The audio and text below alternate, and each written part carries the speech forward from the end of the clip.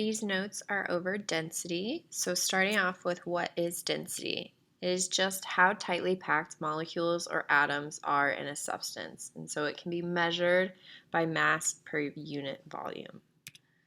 It is an intensive property, meaning that it doesn't depend on the quantity of the substance that we have.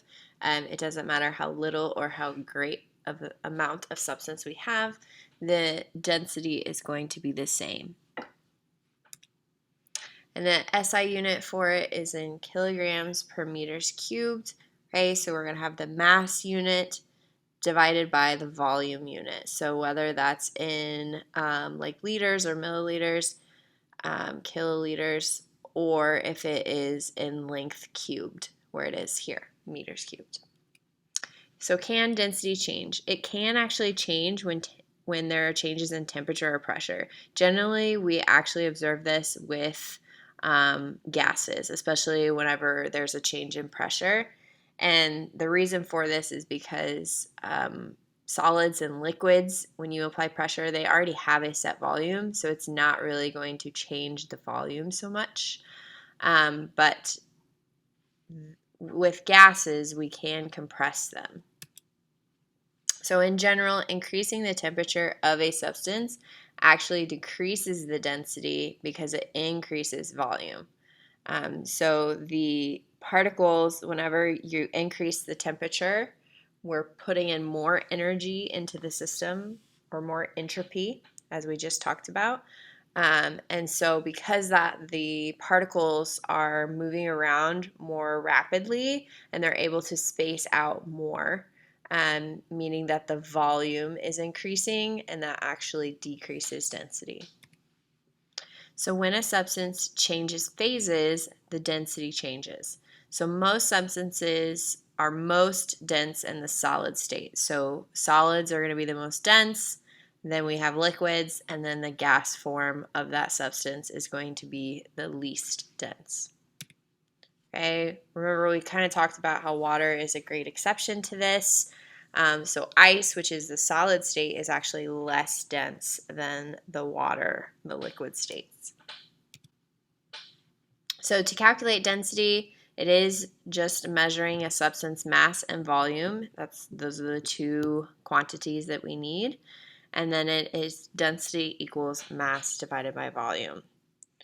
Okay, so looking at this density column, we can create this liquid column with substances that do not dissolve in one another, that have different densities. So you might have seen this demonstrated before when it's been like water and oil. They do not dissolve within each other, and so you can shake it up, but then when you let it settle, it is going to become these distinct layers, and that's just because they have different densities, okay?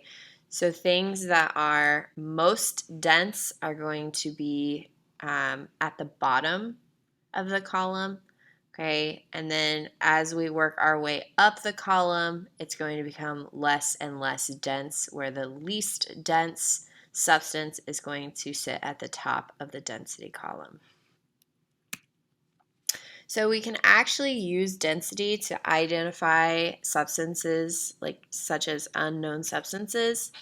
So in certain circumstances, pure substances at standard temperatures can be identified by their densities. So the standard temperature is the key thing here.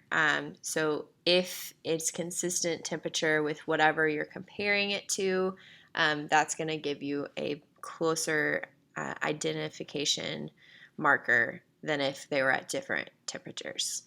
So you're going to calculate the density and use the table to identify the unknown metal. So the first metal, if the volume of the solid metallic cylinder is 100 centimeters cubed and the mass of the cylinder is 2,700 grams, what is the density of the cylinder and what is the identity of the cylinder? So the first step, you would have to find density. So it'd be mass divided by volume. Our mass was 2,700 grams divided by our volume, which is 100 centimeters cubed, and then we get 2.7. So if you go over to the chart or the table and look for a substance that has a similar or same density, we find that aluminum has the density of 2.7 as well. Okay, on to the next one. If the volume of the solid metallic cylinder is 50 centimeters cubed and the mass of the cylinder is 966 grams, what is the density of the cylinder and what's the identity? So first off, again, you have to calculate the density. So mass divided by volume, we get 966 grams divided by 50 centimeters cubed, and we get 19.32.